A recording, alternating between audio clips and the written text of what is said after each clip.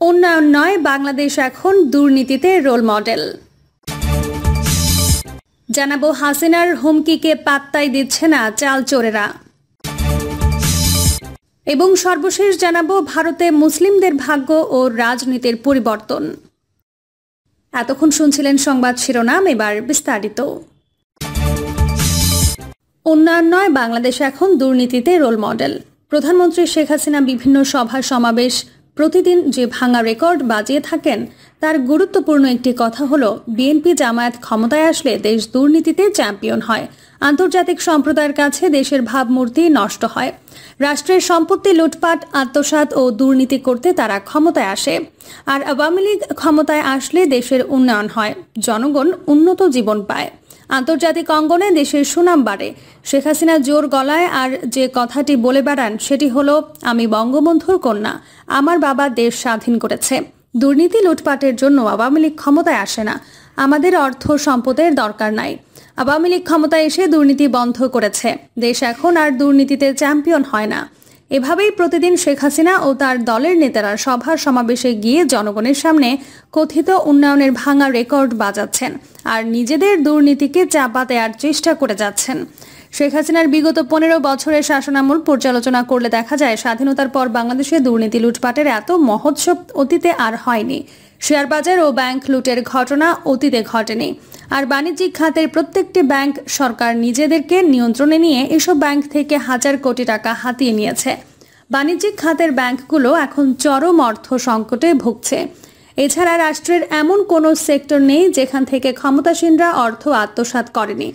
সর্বশেষ মঙ্গলবার ট্রান্সপারেন্সি ইন্টারন্যাশনালের প্রতিবেদনে বাংলাদেশের ভয়াবহ দুর্নীতির চিত্র উঠে এসেছে। সংস্থাটির প্রকাশিত প্রতিবেদনে উল্লেখ করা হয়েছে, দুর্নীতিতে বাংলাদেশের অবস্থান 13তম, আর দক্ষিণ এশিয়ায় বাংলাদেশ দুর্নীতিতে দ্বিতীয় স্থানে অবস্থান করছে। টিআই বাংলাদেশের এই অবস্থানকে দুর্নীতিতে বিব্রতকর অবনতি বলে আখ্যা দিয়েছে। এদিকে রাজনৈতিক বিশ্লেষক সহ সচেতন মানুষ বলছেন, দুর্নীতিতে বাংলাদেশের এই অবস্থান লজ্জাকর। আন্তর্জাতিক অঙ্গনে বাংলাদেশ এখন দুর্নীতিগ্রস্ত দেশ হিসেবে পরিচিত পেল। সরকার যে কথিত উন্নয়নের আড়ালে রাষ্ট্রের অর্থ লুটেপাটে খাচ্ছে, টিআই এর প্রতিবেদনে সেটাই প্রমাণিত হলো। কেউ কেউ বলছেন, টিআই এর প্রতিবেদনে প্রমাণিত হলো যে বাংলাদেশ দুর্নীতিতে বিশ্বের রোল মডেল। সরকার উন্নয়নের যে রেকর্ড বাজাচ্ছে, এগুলো যে আসলে আষাঢ়ে গল্প, সেটা এখন প্রমাণিত হয়েছে। হাসিনার হুমকিতে পাত্তাই দিচ্ছে না চাল চোরেরা। প্রাণঘাতী করোনা সারা দেশে ব্যাপক হারে ছড়িয়ে পড়েছে। করোনা সংক্রমণ ঠেকাতে প্রতিদিনই বিভিন্ন জেলা, উপজেলা ও পাড়া মহল্লা লকডাউন করা হচ্ছে। যোগাযোগ ব্যবস্থা একেবারেই বিচ্ছিন্ন। দেশে সবকিছু স্থবির হয়ে পড়েছে। দিন যত যাচ্ছে, করোনা মহামারী এক দুর্যোগে পরিণত হয়েছে। বিশেষ করে নিম্ন ও স্বল্প আয়ের মানুষের ঘরে চরম খাদ্য সংকট দেখা দিয়েছে। নিম্ন আয়ের মানুষগুলো এখন একেবারে দিশেহারা হয়ে পড়েছে। আর সরকারের পক্ষ থেকে যতটুকু ত্রাণ দেয়া হচ্ছে তা প্রয়োজনের তুলনায় খুবই কম। কেউ পাচ্ছে, কেউ পাচ্ছে না। সারা দেশে খাবারের জন্য মানুষের মধ্যে হাহাকার শুরু হয়ে গেছে। লক্ষণীয় বিষয় হলো, এই মহামারী আর দুর্যোগের মধ্যেও থেমে নেই আওয়ামী লীগ নেতাদের চুরি আর লুটপাট। ক্ষমতাসীন দলের নেতারা ব্যবস্থ হয়ে পড়েছে গরিবের ত্রাণের চাল চুরিতে। গত সপ্তাহে প্রধানমন্ত্রী শেখ হাসিনা হুঁশিয়ারি উচ্চারণ করে বলেছেন, এই সময়ে গরিবের ত্রাণের চাল যারা চুরি করবে তাদেরকে ছাড় দেয়া হবে না। কিন্তু বাস্তবে দেখা যাচ্ছে, প্রধানমন্ত্রীর এই হুমকিকে তার দলের চাল চোরেরা কোনো পাত্তাই দিচ্ছে না। দেখা গেছে, বগুড়ার সারিয়াকান্দিতে খোলা বাজারে 10 টাকা কেজি দরে বিক্রির চাল নিজের গুদামে রাখায় আওয়ামী লীগ নেতা গাজীউল হক গাজীকে 1 মাসের কারাদণ্ড দিয়েছেন ভ্রাম্যমাণ আদালত। গাজীউল হক গাজী সারিয়াকান্দি উপজেলার কুতুবপুর ইউনিয়ন আওয়ামী লীগের সভাপতি ও সাবেক ইউপি চেয়ারম্যান। ঠাকুরগাঁওয়ের বালিয়াগান্ডিতে হতদরিদ্রের 10 টাকা কেজির 630 বস্তা চাল সহ আটক হয়েছে উপজেলার স্বেচ্ছাসেবক লীগের সভাপতির ভাই ও তার এক সহযোগী। এক অভিযানে বালিয়াডাঙ্গি উপজেলা নির্বাহী কর্মকর্তা খায়রুল আলম সুমন এলাকার 5টি গোডাউন সিলগালা করেন। বাগেরহাটের শরণখোলা উপজেলায় খাদ্য বান্ধব কর্মসূচির 18 বস্তা চাল পাচারকালে রফিকুল ইসলাম লিটন মুন্সি নামে এক ব্যবসায়ীকে গ্রেপ্তার করা হয়েছে। খোঁজ নিয়ে জানা গেছে, গ্রেপ্তার হওয়া লিটন উপজেলার চাল রায়ন্দা গ্রামের মজিদ মুন্সির ছেলে। লিটনের কাছে বেশি দামে এসব সরকারি চাল বিক্রি করেছেন ডিলার তারিকুল ইসলাম তারেক। তিনি শরণখোলা উপজেলা পরিষদের ভাইস চেয়ারম্যান ও আওয়ামী লীগ নেতা হাসানুজ্জামান পারভেজের ছোট ভাই। উপজেলায় এক আওয়ামী লীগের নেতার গুদাম থেকে দুস্থ মানুষদের জন্য বরাদ্দ করা ভিজিডির 138 বস্তা চাল উদ্ধার করা হয়েছে। উদ্ধার করা চালের পরিমাণ 4 মেট্রিক টন। খোঁজ নিয়ে জানা যায় ওই আওয়ামী লীগ নেতার নাম আয়েত আলী। তিনি উপজেলার কালীগ্রাম ইউনিয়ন আওয়ামী লীগের উপদেষ্টা মণ্ডলীর সদস্য। এলাকায় তার ধান চালের আড়তের ব্যবসা আছে। সাতক্ষীরার আশাশুনিতে 26 বস্তার সরকারি চাল সহ এক আওয়ামী লীগ নেতাকে গ্রেপ্তার করেছে পুলিশ। গ্রেপ্তার মুজিবুর রহমান সানা বড়দল গ্রামের বাসিন্দা। তিনি বড়দল ইউনিয়নের 7 নম্বর ওয়ার্ড আওয়ামী লীগের সাধারণ সম্পাদক বলে একটি নির্ভরযোগ্য সূত্র নিশ্চিত করেছে। মৌলভীবাজারের বড়লেখা উপজেলার বর্ণী ইউনিয়নের ফকিরের বাজারের একটি জ্বালানি কাঠের দোকান থেকে সরকারি গুদামের 32 বস্তা চাল উদ্ধার করেছে উপজেলা প্রশাসন।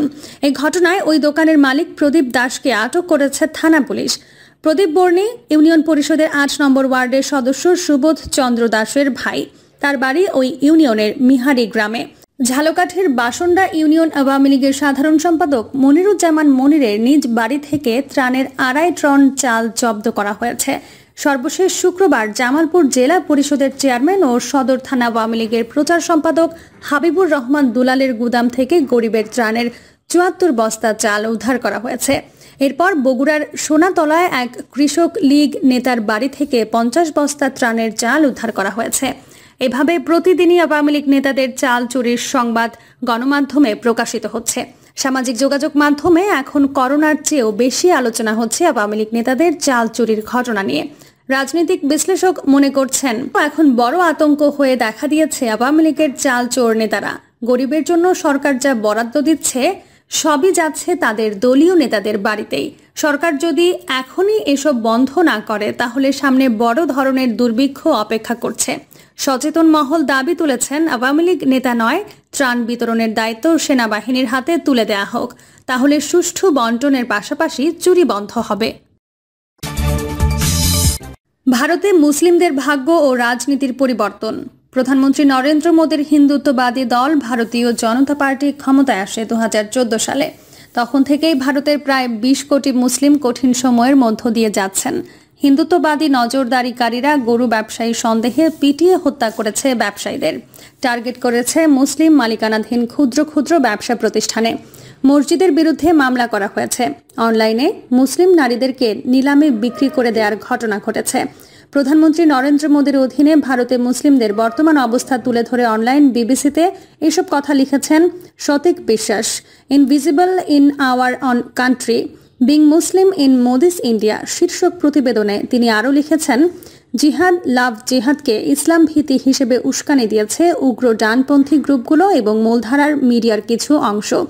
উদাহরণ দিয়ে বলা হয়েছে, হিন্দু নারীদের বিয়ে করে মুসলিমরা ধর্মান্তরিত করছেন বলে মিথ্যা প্রচারণা চালানো হয়েছে।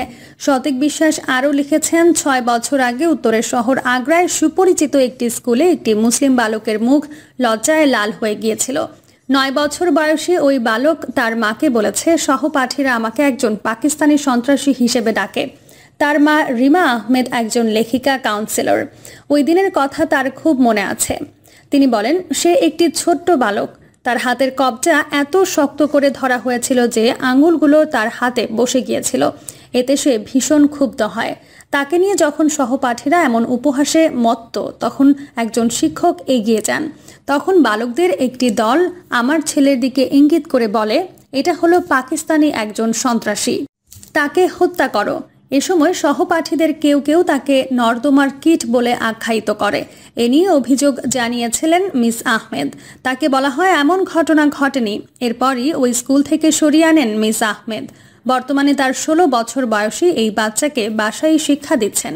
তিনি বলেন, আমার ছেলের অভিজ্ঞতা দিয়ে বুঝতে পারি আমার সম্প্রদায় কেমন আছে। আমি বেড়ে ওঠার সময়ে এমন অভিজ্ঞতা আমি কখনো অনুভব করিনি। আমাদেরকে শ্রেণীকক্ষে সবসময় সুরক্ষা দেয়া হতো, কিন্তু এখন শ্রেণীকক্ষ এবং প্রাসঙ্গিকতা বলছে আরও বেশি টার্গেট করা হয়েছে। ভারতে মুসলিম বিদ্বেষী বক্তব্য বৃদ্ধি পেয়েছে। এমন ঘটনার 4 ভাগের মধ্যে 3 ভাগে রিপোর্ট করা হয়েছে বিজেপি শাসিত রাজ্যগুলোতে। প্রিয় দর্শক, এই ছিল এখনকার সর্বশেষ সংবাদ। আপডেট সব সংবাদ পেতে চ্যানেলটি সাবস্ক্রাইব করে বেল আইকনটি ক্লিক করে রাখুন।